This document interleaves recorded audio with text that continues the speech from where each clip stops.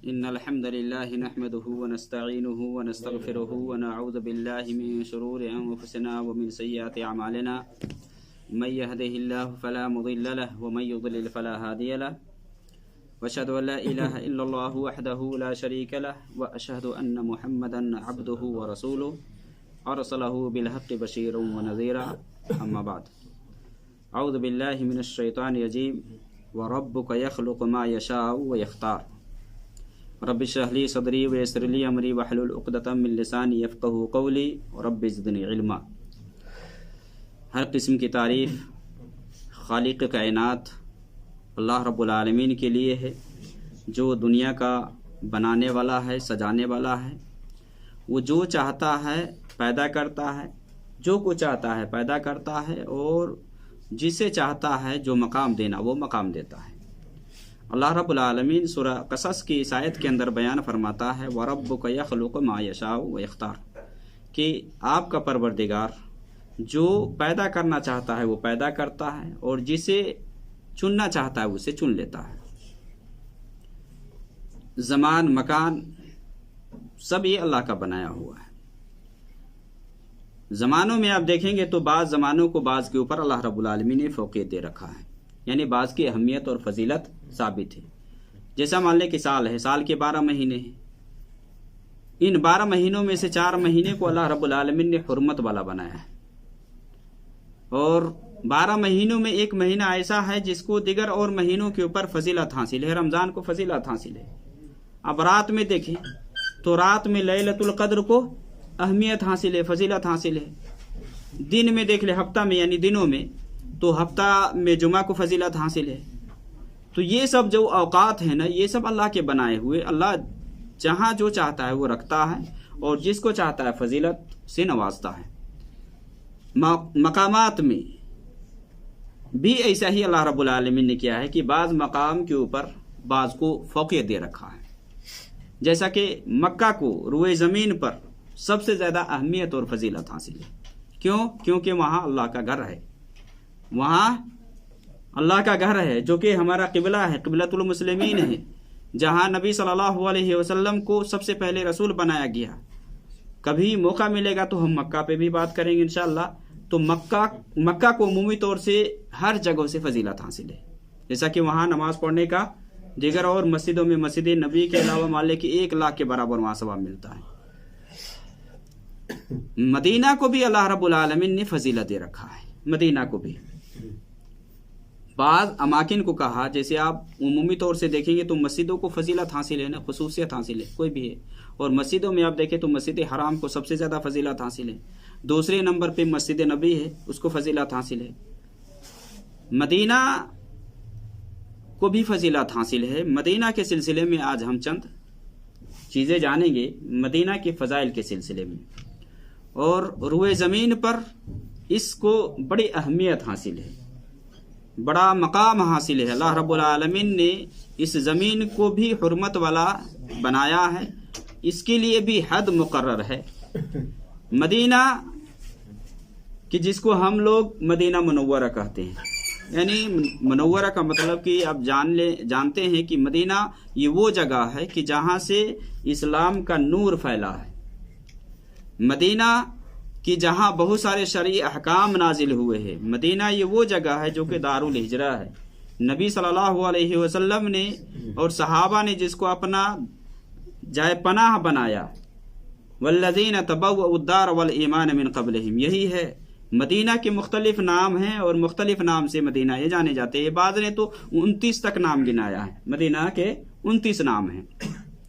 پرانا نام یثرب تھا، تو یثرب کو بدل کر کے اس کا نام مدینہ رکھا گیا، جیسا کہ نبی صلی اللہ علیہ وسلم کی حدیث ہے۔ مدینہ یہ روئے زمین پر دوسرے نمبر پر اس کو مقام حاصل ہے، بلکہ مدینہ کے بارے میں آپ بہت زیادہ فضائل دیکھیں گے۔ بہت کچھ اللہ رب العالمین کے حبیب محمد اکرم صلی اللہ علیہ وسلم نے اس مدینہ کے بارے میں ذکر کیا ہے۔ اور آپ جانتے ہیں کہ یہ مدینہ یہ وہ جگہ ہے کہ لاسٹ میں ایمان آ کر کے یہی سمٹ جائے گا، یہی رہے گا، باقی دنیا میں کہیں ایمان نہیں رہے گا۔ تو مدینہ کے فضائل کے سلسلے میں کہ یہ جو زمین ہے مدینہ کی جو سرزمین ہے، یہ بابرکت زمین ہے، اور یہ وہ زمین ہے جس زمین میں برکت کے لیے نبی صلی اللہ علیہ وسلم نے اللہ سے دعا کی تھی۔ یہ وہ زمین ہے کہ جس کے لیے اللہ رب العالمین سے نبی صلی اللہ علیہ وسلم نے دعا کی تھی کہ اللہم حبب الینا المدینۃ کحبنا مکہ او اشد، کہ مکہ جیسی یا مکہ سے کہیں زیادہ محبوب میرے نزدیک یا ہمارے نزدیک مدینہ کو بنا دے۔ تو مدینہ میں نبی صلی اللہ علیہ وسلم کی دعا کی وجہ سے اللہ رب العالمین نے برکت ہی برکت دے رکھا۔ یہ مدینہ یہ وہ جگہ ہے جہاں مہاجرین اور انصار کا یا مہاجرین اور انصاریوں کا سنگم ہوا، ملن، یہیں آ کر کے مدینہ ہی میں، یہیں سے اسلام کی دولت پھیلی ہے، یعنی اسلام کا جو ملک ہے نا، یہیں سے یہ مدینہ ہی سب سے پہلے اسلامی مملکت کے نام سے مشہور ہوا ہے۔ مدینہ ہی کو اسلامی مملکت قرار دیا گیا ہے۔ یہ وہ مدینہ ہے کہ جس مدینہ کے اندر نبی صلی اللہ علیہ وسلم جب ہجرت کر کے آئے تب سے لے کر زندگی کے پورے لمحات مدینہ میں آپ نے گزارا، یعنی آپ کی موت بھی وہیں آئی ہے۔ یہ اور بات ہے کہ بسا اوقات آپ دوسری جگہ گئے ہیں لیکن لوٹ کر کے آپ مدینہ میں آ گئے ہیں۔ حضرت انس رضی اللہ تعالی عنہ کی حدیث وہ بیان کرتے ہیں کہ فتح مکہ کے موقع سے نبی صلی اللہ علیہ وسلم نے قریشیوں کو جو غنیمت حاصل ہوئے نا وہ تقسیم کر دیے، قریشیوں کو تقسیم کر دیے، دے دیے، ان میں تقسیم کر دیے، اور مہاجرین یعنی انصار جو لوگ تھے مدینہ کے، انصاریوں کو کچھ نہیں دیے۔ تو بعض نے یہ کہا کہ پوری زندگی ہم تو قریشیوں کے خون بہاتے رہے ہیں، یعنی ان سے ہم لڑتے رہے ہیں، اور ابھی جب مال غنیمت تقسیم کرنے کی بات آئی ہے تو قریشیوں کو دیا جا رہا ہے۔ یہ بات نبی صلی اللہ علیہ وسلم کو پہنچی تو نبی صلی اللہ علیہ وسلم نے انصاریوں کو بلوایا، اور بلوا کر کے آپ صلی اللہ علیہ وسلم نے کہا کہ اس طرح کی بات مجھے سننے میں آ رہی ہے انصاریوں کی طرف سے کہ تم لوگ اس طرح سے کرو کہ ہمیں نہیں دیا گیا ہے، قریشیوں کو دیا گیا ہے۔ تو نبی صلی اللہ علیہ وسلم سے کہا گیا کہ آپ نے جو سنا ہے وہ حق سنا ہے۔ حضرت انس کہتے ہیں کہ انصاری جھوٹ نہیں بولتے تھے، حق بولتے تھے، کہا کہ جو آپ نے سنا ہے وہ بالکل حق سنا ہے۔ تو نبی صلی اللہ علیہ وسلم نے انصاریوں سے کیا کہا کہ کیا تم یہ پسند نہیں کرتے ہو کہ یہ قریشی جو لوگ ہیں وہ مال لے کر کے اپنے گھر لوٹے اور تم اپنے نبی کو لے کر کے مدینہ لوٹو؟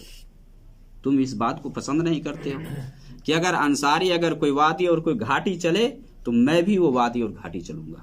انصاریوں نے کتنی مدد کی تھی مہاجرین کی، نبی صلی اللہ علیہ وسلم کی کتنی مدد کی تھی۔ تو یہ وہ مدینہ ہے کہ جس کے بارے میں نبی صلی اللہ علیہ وسلم نے کہا کہ انصاریوں سے کہا کہ لوگ مال لے کر کے جانے دو، تمہیں تو رسول مل رہا ہے، تم یہ پسند نہیں کرتے کہ رسول تمہارے ساتھ جائے، تمہارے ساتھ رہے۔ تو مدینہ کہ جہاں نبی صلی اللہ علیہ وسلم نے اپنی زندگی کے باقی جو لمحات تھے وہ سارے گزارے ہیں۔ مدینہ سے آپ صلی اللہ علیہ وسلم بہت زیادہ محبت کرتے تھے۔ آپ کہیں سفر سے واپس آتے تھے اور جب مدینہ کی طرف دیوار کو دیکھتے تھے تو آپ سفر کو تیز کر دیتے تھے، یا کسی سواری پر ہوتے تو اس کو اینڑ لگا کر کے آپ جلدی سے پہنچتے۔ اس قدر آپ صلی اللہ علیہ وسلم مدینہ سے محبت کرتے تھے، اور صحابہ بھی محبت کرتے تھے، اور آج بھی ایمان والے مدینہ سے محبت کرتے ہیں، کیونکہ یہ مدینۃ الرسول ہے، نبی صلی اللہ علیہ وسلم کا شہر ہے، اور اس شہر سے ایک مسلمان کیسے محبت نہیں کرے گا؟ یہ آٹومیٹک ایمان اگر ہے تو ضرور نبی صلی اللہ علیہ وسلم کہ اس شہر سے محبت کرے گا۔ نبی صلی اللہ علیہ وسلم نے جو کچھ بیان فرمایا اس سے محبت کرے گا۔ نبی صلی اللہ علیہ وسلم نے مدینہ کے فضائل کے لیے کہ جیسا کہ ہجرت کر کے جب آئے تو مدینہ کے اندر بیماری پھیلی ہوئی تھی، یہاں کے مد اور سا کے اندر برکت نہیں۔ اللہ رب العالمین سے دعا کی نبی صلی اللہ علیہ وسلم نے کہ اللہم بارک لنا فی مدینتنا وفی مدنا وسائنا، کہ اللہ رب العالمین ہمارے شہر میں اور ہمارے ناپ تول کی جو چیزیں ہیں، یہ پیمانے ہیں نا، اس میں برکت عطا فرما۔ اللہ رب العالمین اس بخار کو جو مدینہ کے اندر جو ایک بیماری چل پڑی تھی، یہ بخار چل پڑا تھا، آپ صلی اللہ علیہ وسلم نے کہا کہ اللہ رب العالمین اس کو جوحفہ کی طرف منتقل کروا دے۔ یہ وہ مدینہ ہے کہ جس مدینہ سے نبی صلی اللہ علیہ وسلم اس قدر محبت کرتے تھے کہ اس کا کوئی نمونہ نہیں مل سکتا آپ کو۔ صحابہ بھی اس سے بہت زیادہ محبت کرتے تھے، اور کیوں نہ محبت ہو کہ جہاں نبی کو رہنے کے لیے جگہ ملی، صحابہ کو جگہ ملی، اور جس کے بارے میں اللہ رب العالمین نے، جیسا کہ قرآن کریم کی آیت ہے جس میں اللہ رب العالمین نے نبی کو فرمایا کہ آپ دعا کیجیے، मुफस्सिरीन ने जिक्र किया है कि यहाँ मुराद वक़ुर रब्बि अदखिलनी मुदखला सिद्क़ी व अखरिजनी मुखरज सिद्क़ी वजअलनी मिन लदुनका सुल्तानन नसीरा, कि आप अपने रब से दुआ कीजिए। कुल, नबी से कहा गया कि आप अपने रब से दुआ कीजिए कि अल्लाह रब्बुल आलमीन बेहतरीन जगह में मुझे दाखिल कर। रब्बि अदखिलनी मुदखला सिद्क़ी, यानी बेहतरीन से मुराद यहाँ क्या है? मदीना है। मुफस्सिरीन ने जिक्र किया है इसमें कि यहाँ मुराद बेहतरीन जगह से मुराद वो जगह में मुझे दाखिल कर से मुराद मदीना है, और जिस जगह से बेहतर तरीके से निकालने की बात आई है वो मक्का है। मक्का से जब आप हिजरत किए तो नबी सल्लल्लाहु अलैहि वसल्लम को मक्का जाने से पहले अल्लाह रब्बुल आलमीन ने ख्वाब में दिखाया कि आप उस जगह की तरफ जा रहे हैं जहाँ के खजूर के बागान हैं, खजूर हैं, जहाँ खजूर के दरख्त हैं। तो आप सल्लल्लाहु अलैहि वसल्लम ने सोचा कि ये यमामा या हजर है, लेकिन आप सल्लल्लाहु अलैहि वसल्लम ने ये फरमाया कि ये मदीना है, ये मदीना दिखलाया गया। यानी ख्वाब में ही आप सल्लल्लाहु अलैहि वसल्लम को दिखलाया गया कि आप मदीना की तरफ हिजरत कर रहे हैं। और आप सल्लल्लाहु अलैहि वसल्लम की ये भी हदीस है जिसमें आप सल्लल्लाहु अलैहि वसल्लम ने ये बयान फरमाया कि उमिरतु बिक़रियतिन तअकुलुल क़ुरा, कि मुझे हुक्म मिला है एक ऐसी बस्ती की तरफ जाने के लिए जो बस्तियों को खा जाने वाली है, जो बस्तियों को खा जाएगी। ये मदीना दिगर बस्तियों को खा जाएगी। मुराद क्या है कि यहाँ से बिदती और खुराफात और शिरक बिदात का खुल्लम खुल्ला मुकाबला होगा। और यही हुआ। आप नबी सल्लल्लाहु अलैहि वसल्लम की ज़िंदगी को देखे, जो गज़वात हुए ना, जो भी गज़वात के जो भी सिलसिला ये मदीना ही से शुरू हुए।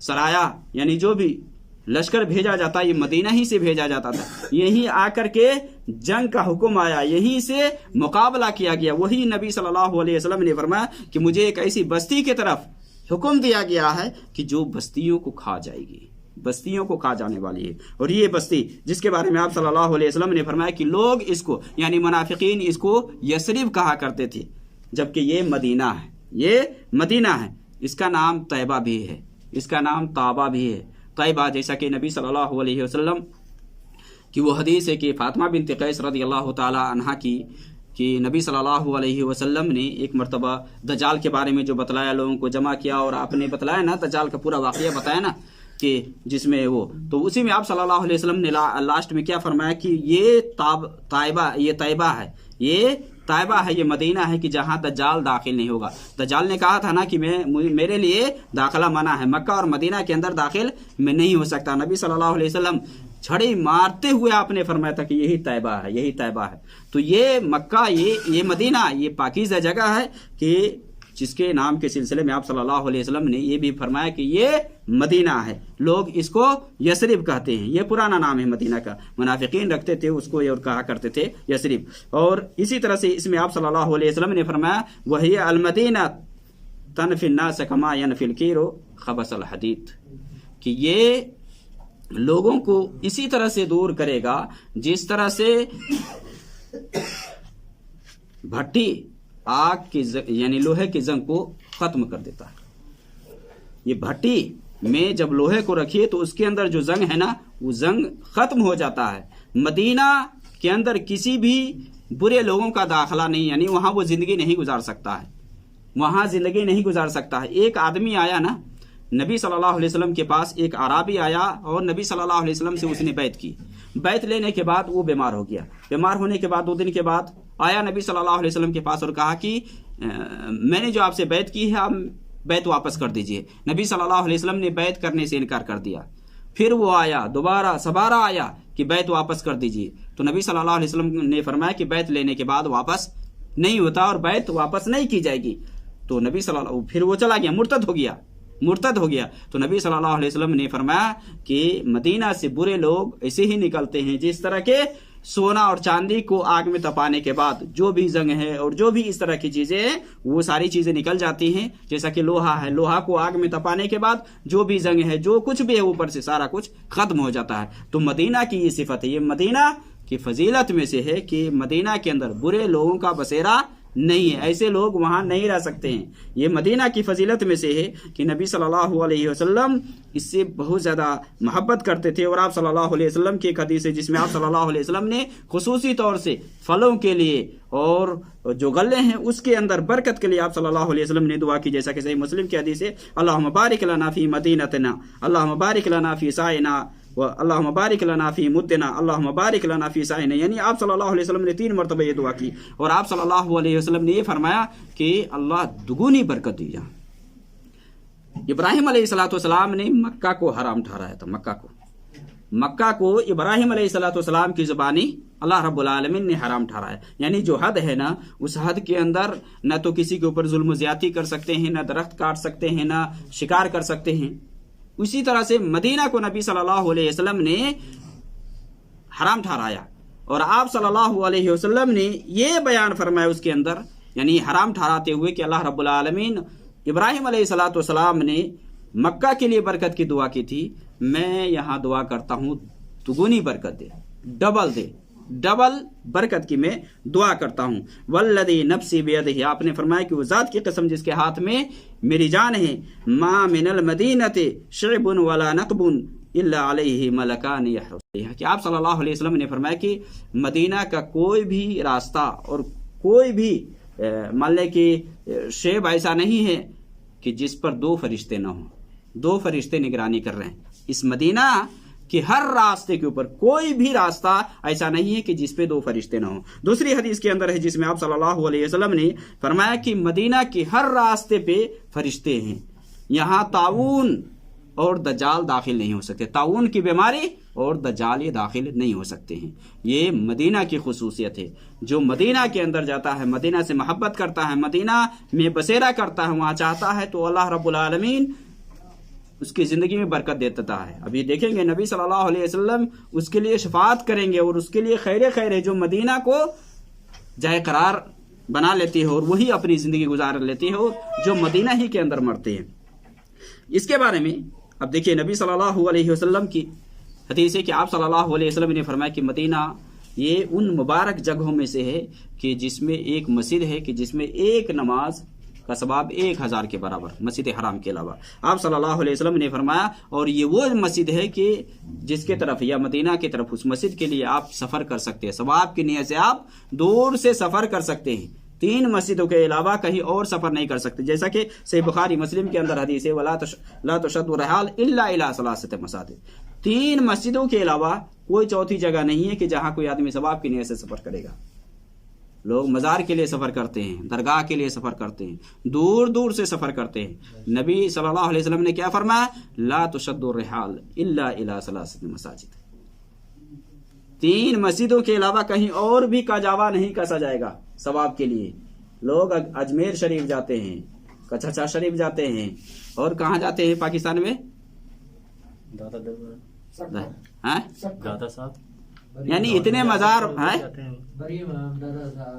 کہاں کہاں لوگ بنا ہے، دور دور سے سفر، یعنی راتوں رات سفر کر کے جاتے ہیں۔ یہ میرے بھائی درست نہیں ہے۔ آپ صلی اللہ علیہ وسلم نے پہلی مسجد کہ جس کے طرف سفر کے بارے میں ذکر کیا وہ مسجد حرام ہے، کہ جس میں نماز کا ثواب 1 لاکھ کے برابر ہے، 1 لاکھ کے برابر۔ اور دوسری مسجد جو مسجد نبوی ہے، جو مدینہ میں ہے، مدینہ کے اندر ہے، اور یہ وہ مسجد ہے کہ جس کے بارے میں نبی صلی اللہ علیہ وسلم سے پوچھا گیا، کہ جس میں آپ صلی اللہ علیہ وسلم سے پوچھا گیا کہ سب سے پہلی مسجد، یعنی 2 مسجدوں میں سے سب سے پہلی جس کی بنیاد تقوی پر پڑی ہے وہ کون سی مسجد ہے؟ تو آپ صلی اللہ علیہ وسلم نے فرمایا کہ یہی، یعنی آپ نے مٹی سے ایک مٹھی لے کر کے آپ نے کنکرے اور مارتے ہوئے زمین پر فرمایا کہ یہی مسجد ہے، یہ مسجد نبوی۔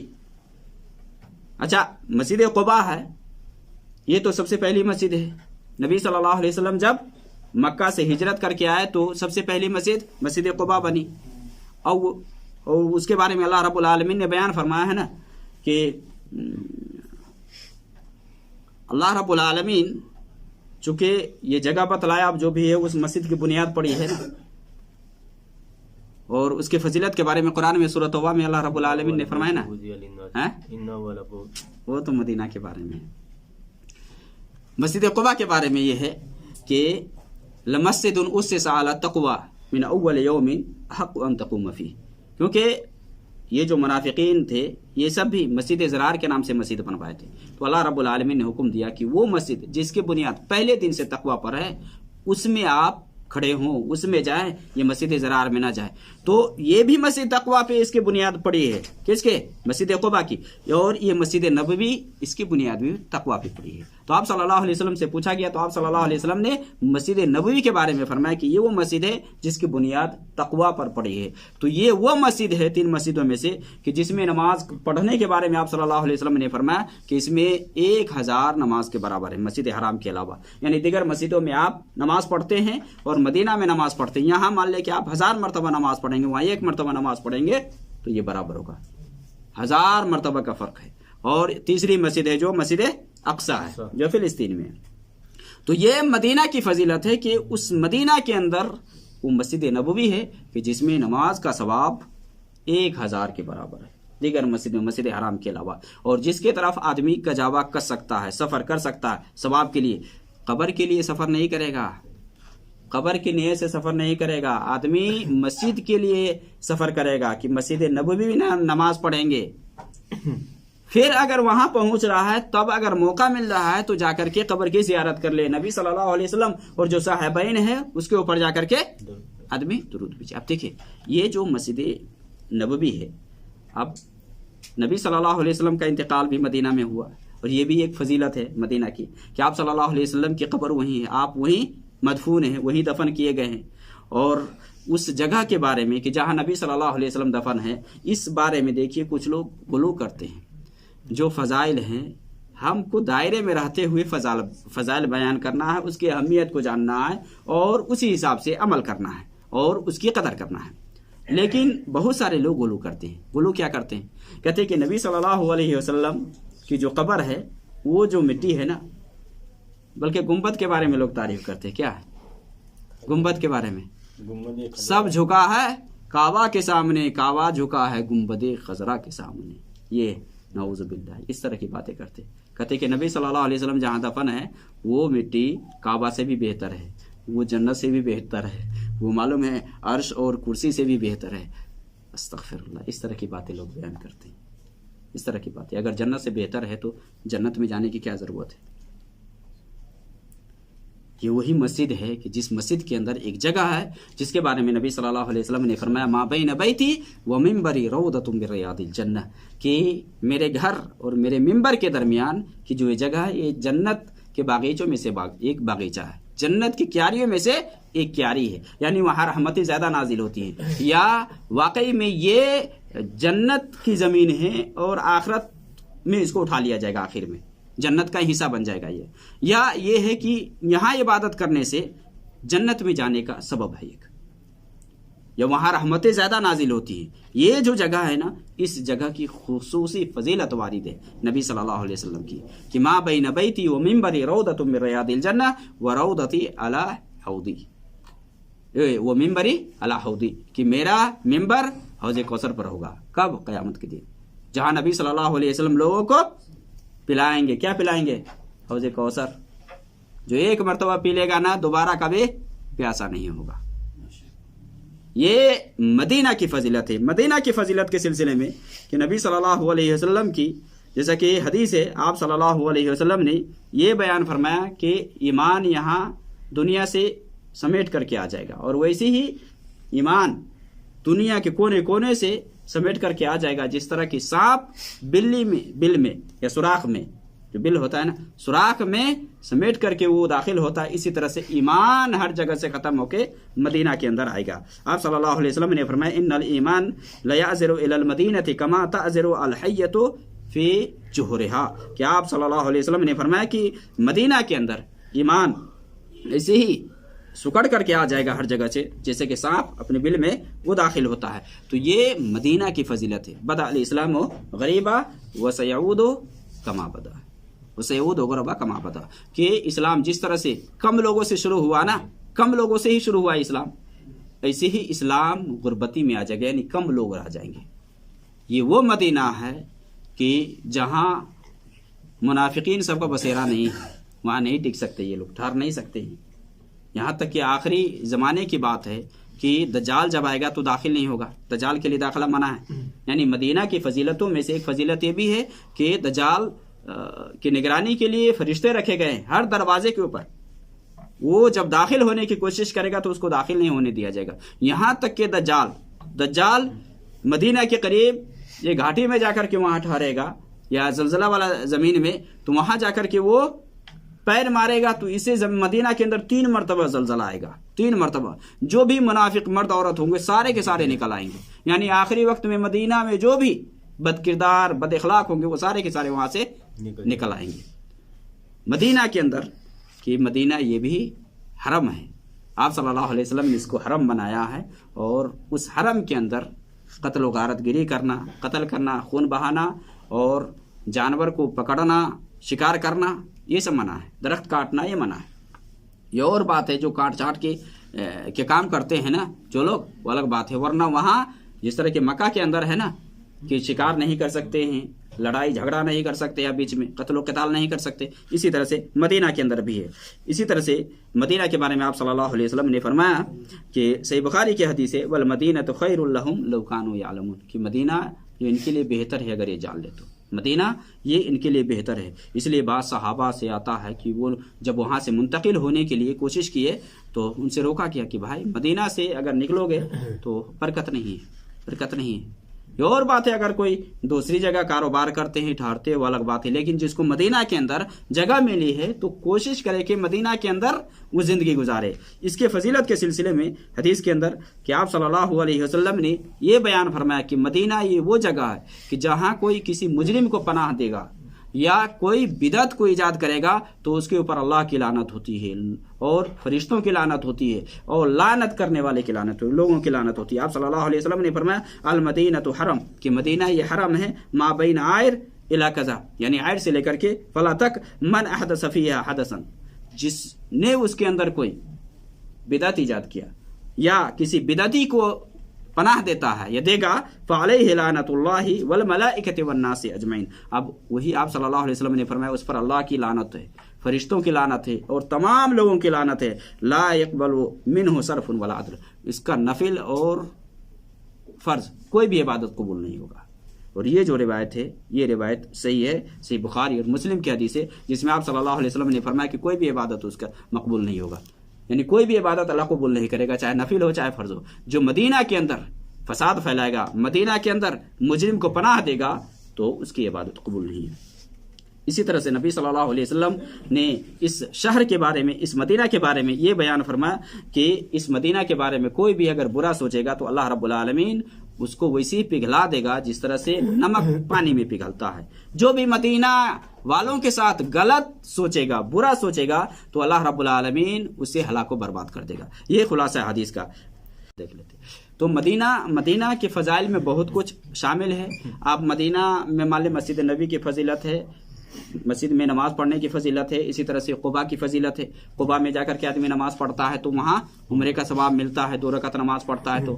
اور اسی طرح سے مدینہ کے اندر آپ جانتے ہیں کہ وحد پہاڑ ہے. وحد پہاڑ کی فضیلت کے بارے میں آپ صلی اللہ علیہ وسلم نے فرمایا کہ یہ پہاڑ جسے جو ہم سے محبت کرتا ہے اور ہم ان سے محبت کرتے ہیں. آپ جانتے ہیں کہ مدینہ کے اندر بقیع ہے، قبرستان ہے، مسجد نبی سے متصل ہے. یہ قبرستان کہ جس میں بہت سارے صحابہ مدفون ہیں، بہت سارے صحابہ ہیں، نبی صلی اللہ علیہ وسلم کی بیٹیاں وہیں دفن ہیں. تو یہ قبرستان کہ جس کے بارے میں حضرت عائشہ رضی اللہ تعالیٰ عنہ بیان فرماتی ہیں کہ نبی صلی اللہ علیہ وسلم کو حکم دیا گیا کہ آپ جائیں اور اہل بقیع کے لیے استغفار کریں. حضرت عائشہ رضی اللہ تعالیٰ عنہ کا یہ واقعہ ہے نا، ٹائم نہیں ہے اس لیے تفصیل میں نہیں جاؤں گا. نبی صلی اللہ علیہ وسلم سوئے تھے یا حضرت عائشہ بھی وہاں تھی تو جبریل آ کر کے بتایا، پھر نبی صلی اللہ علیہ وسلم چپکے سے وہاں سے نکل گئے تو حضرت عائشہ بھی پیچھے لگ گئی نا. تو یہ ہے کہ اہل بقیع کے لیے آپ صلی اللہ علیہ وسلم جا کر کے دعا کیا کرتے تھے. تو یہ جو مدینہ ہے، مدینہ یہ وہ جگہ ہے کہ جہاں تحویل قبلہ کا حکم آیا. قبلہ پہلے مسلمان کا کون تھا؟ بیت المقدس. مدینہ ہی کے اندر قبلہ چینج کرنے کا حکم آیا، فَوَلِّ وَجْهَكَ شَطْرَ الْمَسْجِدِ الْحَرَامِ. تو مدینہ کے فضائل میں بہت کچھ ہے.